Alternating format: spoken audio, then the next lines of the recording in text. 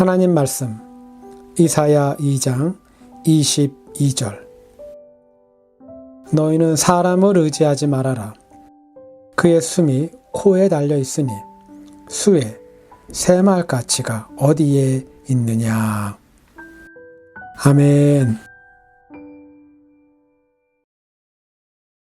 우린 지금 우리가 살고 있는 세상을 단 한 줄, 그것도 단 한 문장으로 설명할 수 있습니다. 그건 지금 이 세상은 침묵하고 있다입니다. 침묵하고 있다. 지금 세상은요, 침묵하고 있습니다. 입을 굳게 다물고 있습니다. 지난달 2월 달의 마지막 날입니다. 미국의 토마호크 미사일이 이란 남부에 위치한 한 초등학교 위에 떨어집니다. 이날 학교에 있던 어린 아이들의 총 숫자는 170명, 그리고 이날 다시 집으로 돌아가지 못하고 그 자리에서 죽은 아이들의 숫자는 165명입니다. 단 5명이 살았지만 이들 역시 심각한 부상을 입었습니다. 이틀이 지난 후 미국 영부인인 멜라니아 여사는 유엔 본부에서 열리는 안보리 회의에 나와서 미국은 전 세계 아이들과 함께 한다고 말합니다. 이 말도 안 되는 상황, 군사기지인 줄 알고 좌표를 잘못 설정해서 오폭을 했음에도 사과는커녕 그 흔한 변명조차 하지 않습니다. 그리고 밑도 끝도 없이 느닷없이 미국은 전 세계 모든 아이들과 함께 한다고 떠듭니다. 정말 사람의 입에서 나온 소리가 동물의 소리일 수 있다는 생각을 하게 됩니다.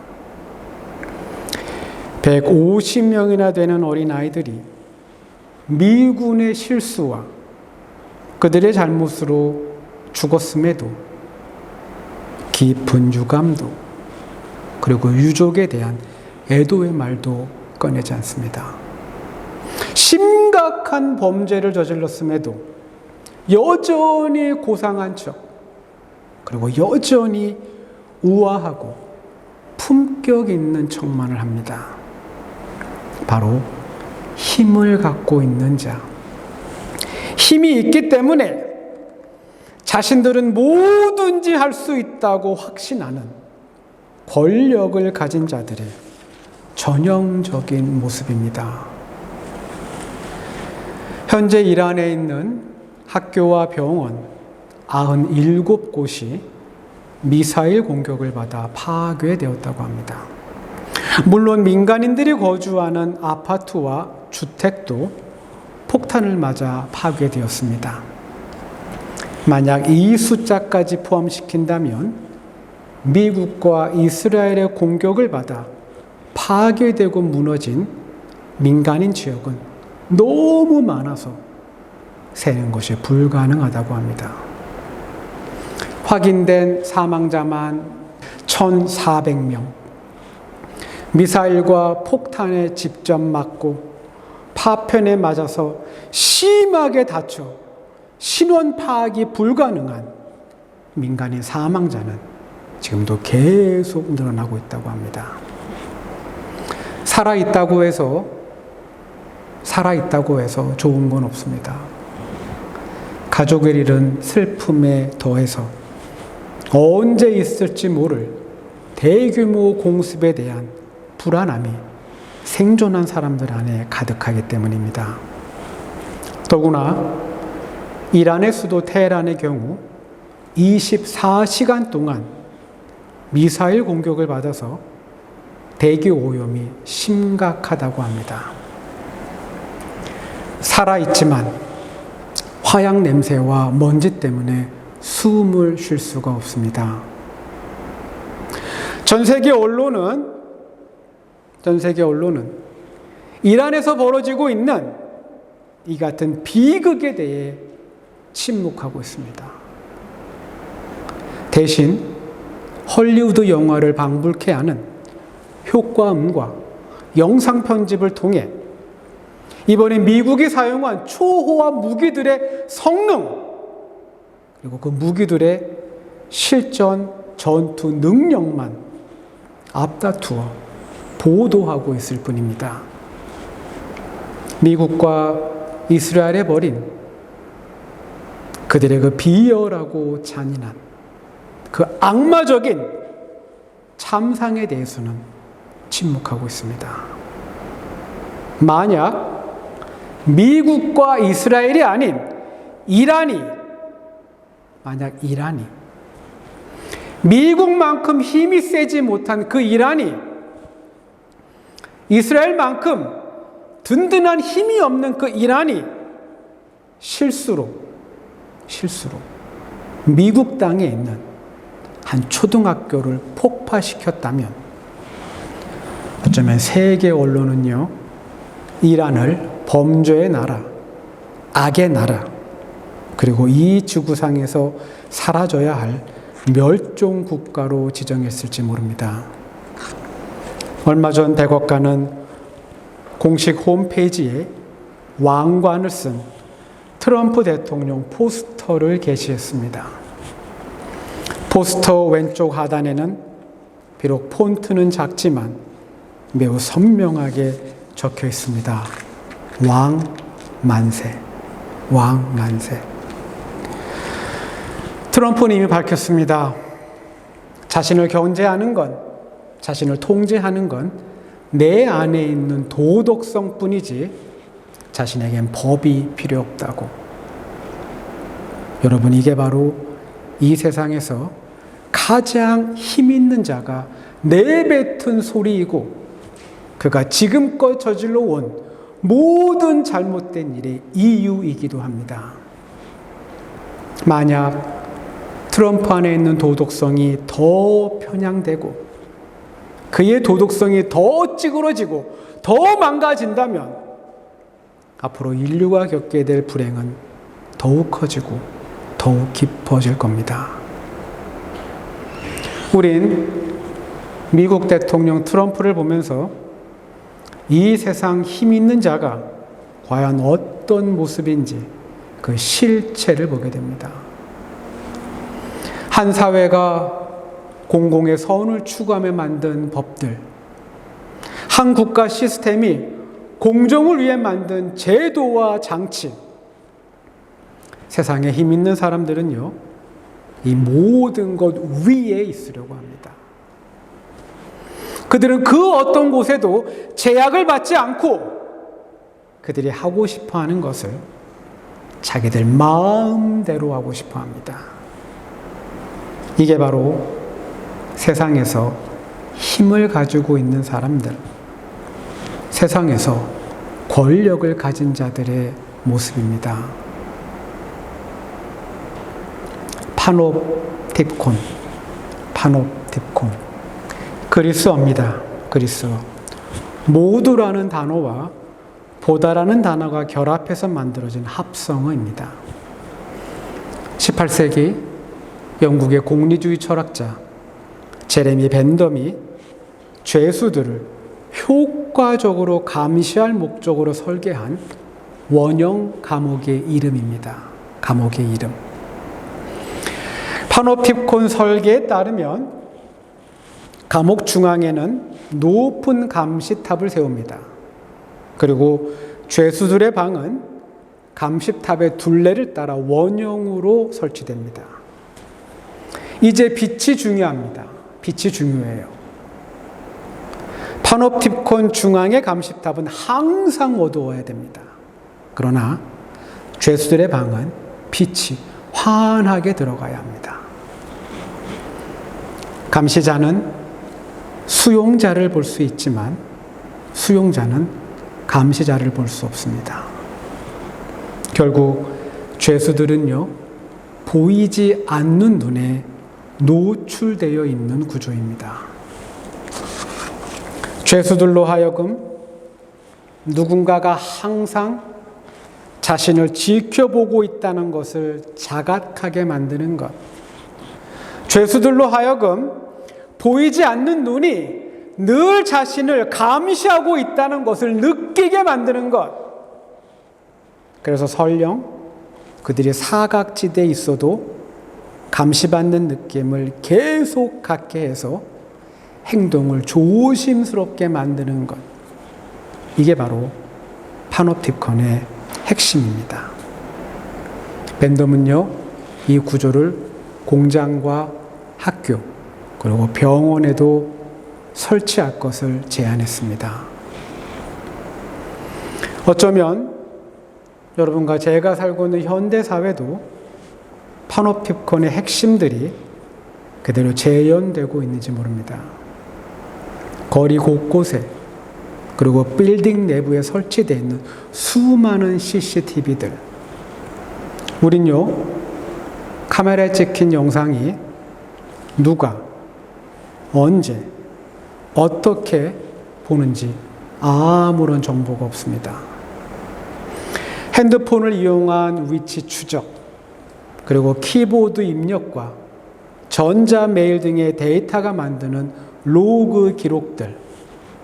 우린 이런 개인 정보들이 언제든 쉽게 노출될 수 있기 때문에 우린 늘 조심하려고 합니다. 세상에 힘 있는 자들은요, 법과 제도 위에 그들이 있고 그들은 자신들 마음대로 살고 싶어 합니다. 근데요, 대중들은 아닙니다. 일반 대중은 아니에요. 대중들은 철저하게 법과 규칙을 지켜야 합니다. 그리고 대중들은요, 공권력의 견제와 감시를 받아야 합니다. 세상의 권력은요, 사람들을 통제하고 감시하며 자신들의 힘 아래에 두려고 합니다. 이게 바로 세상에 힘이 있는 자, 세상 권력을 갖고 있는 사람들의 일반적인 생각일 겁니다.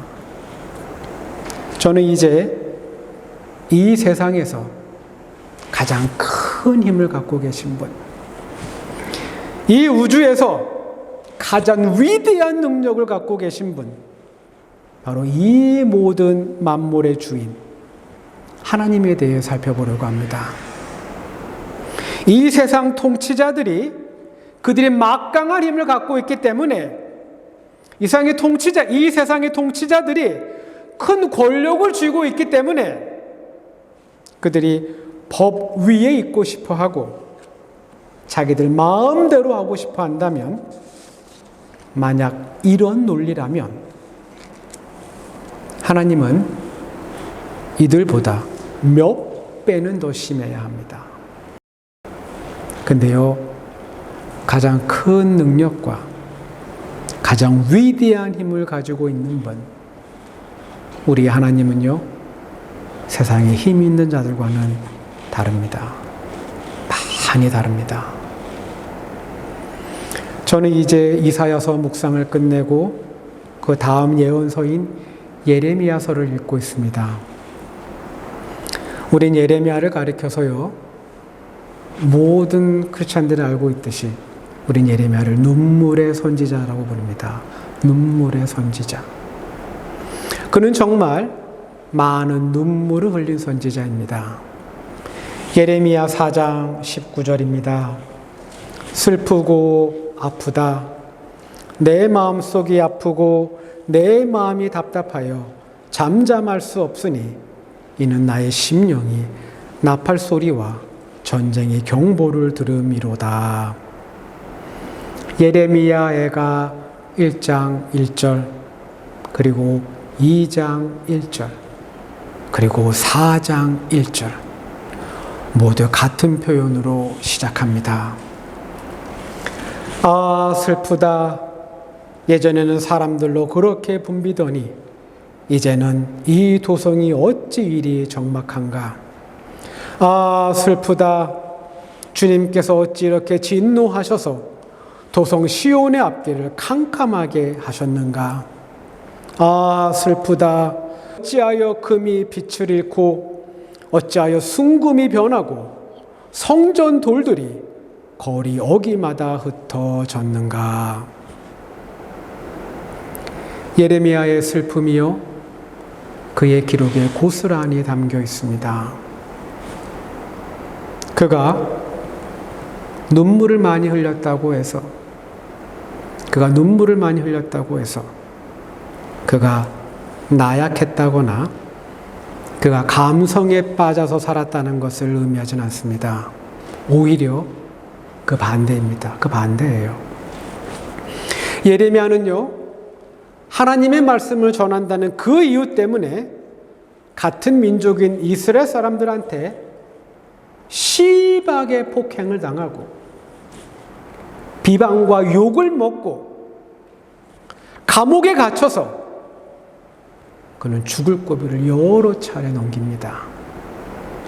근데요, 예레미야는요, 하나님의 말씀을 전하는 것을 멈추지 않습니다. 안 멈춰요. 눈물을 흘리는 약한 선지자처럼 보이지만 아닙니다. 결코 그렇지 않아요. 예레미야는요, 주님의 말씀을 끝까지 전합니다. 이제 우린 물어야 합니다. 물어야 해요. 선지자 예레미야는 왜 그렇게 슬퍼했을까? 예레미야는 왜 그렇게 많은 눈물을 흘렸을까? 예레미야는요, 이스라엘 백성들에게 전해야 하는 하나님의 말씀을 듣습니다. 예레미야는요, 하나님이 직접 해주시는 그분의 말씀을 들어요. 그리고 그와 동시에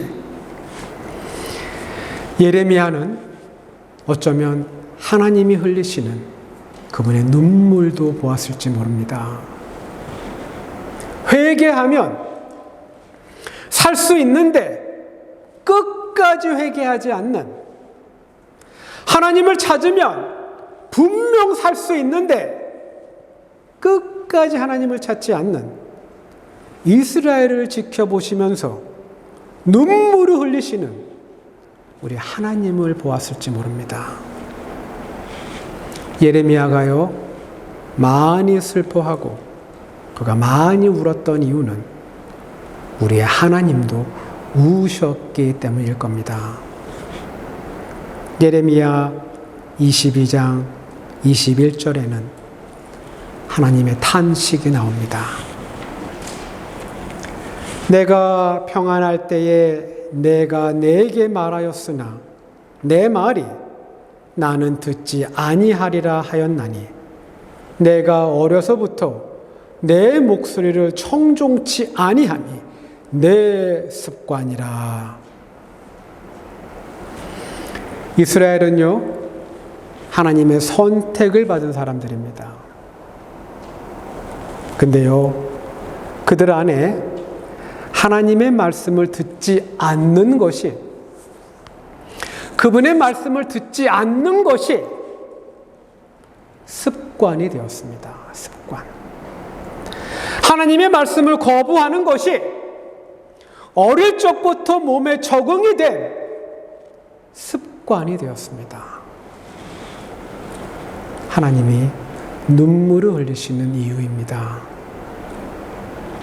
누가복음 19장입니다. 그 강하신 분이, 그 위대한 능력과 많은 권세를 가지고 계신 그 분이 우리 인간들을 보시고 또 우십니다. 예수님께서 예루살렘에 가까이 오셔서 그 도성을 보시고 우시었다. 그리고 이렇게 말씀하셨다. 오늘 너도 평화에 이르게 하는 일을 알았더라면 좋을 터인데 그러나 지금 너는 그 일을 보지 못하는구나. 그 날들이 너에게 닥치리니 너의 원수들이 토성을 쌓고 너를 애워싸고 너를 사면에서 죄어들어서 너와 내 안에 있는 내 자녀들을 짓밟고 내 안에 돌 한 개도 돌 위에 얹혀 있지 못하게 할 것이다. 이것은 하나님께서 너를 찾아오신 때를 내가 알지 못했기 때문이다. 주님은 그 강하고 위대하신 분은요, 우리가 하나님을 찾지 않고 세상에 힘 있는 자들을 찾을 때, 우리가 하나님을 의지하지 않고 세상에 힘 있는 자들을 의지할 때, 우리 주님은 슬퍼하십니다. 슬퍼하세요. 이사야서에도 그리고 예레미야서에도 하나님이요, 이스라엘 백성에게 화를 내신 이유는 그들이 하나님을 의지하지 않고 눈에 보이는 강대국들을 의지할 때였습니다. 여러분, 우리도 마찬가지입니다. 우리도 마찬가지예요. 우리도 도움이 필요할 때면 하나님을 찾기보다는, 하나님을 의지하기보다는 당장 눈에 보이는 사람, 당장 눈에 보이는 힘과 능력이 있는 사람을 찾고 그 사람을 의지하려고 합니다. 이사야 2장 22절입니다. 여러분과 저, 그리고 우리 모두에게 하나님이 말씀하십니다. 너희는 사람을 의지하지 말아라. 그의 숨이 코에 달려 있으니 수의 새 말가치가 어디에 있느냐. 우린 세상에 힘 있는 자들의 모습을 보았습니다. 그들의 교만하고 뻔뻔한 명백한 악을 저질러 놓고도 마치 선한 일을 한 것처럼 둘러대는 그들의 추악한 모습을 보았습니다. 이 부정하고 이 불의한 모습이 바로 우리 인간, 바로 세상 힘 있는 자의 모습입니다. 하나님은 분명 사람을 의지하지 말라고 말씀하셨습니다. 우리 인생에서, 여러분과 저의 삶에서 사람을 의지하는 건 해결책이 되지 않습니다. 우리의 믿음은요, 사람이 아니라 하나님에게 두는 겁니다. 우리의 믿음은 사람을 의지하는 게 아니라 하나님을 의지하는 겁니다. 사람이 아닌 하나님을 의지할 때 우린 살 수 있습니다. 이 믿음이 우리 안에서, 우리 인생에서, 여러분과 저의 삶에서 흔들리지 않기를, 요동치지 않기를 간절히 소망합니다. 기도합니다.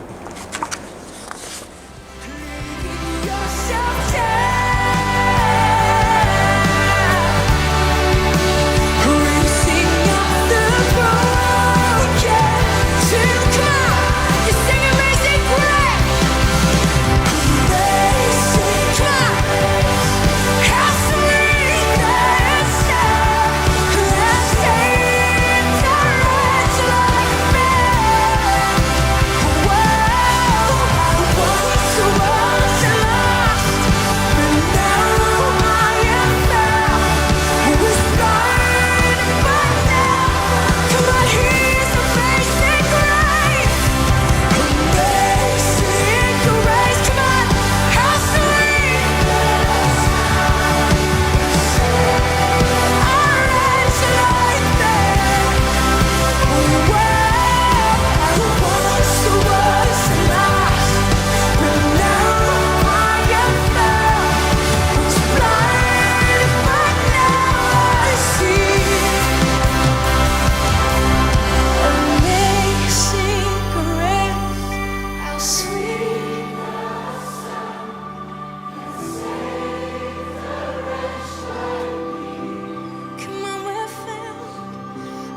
원해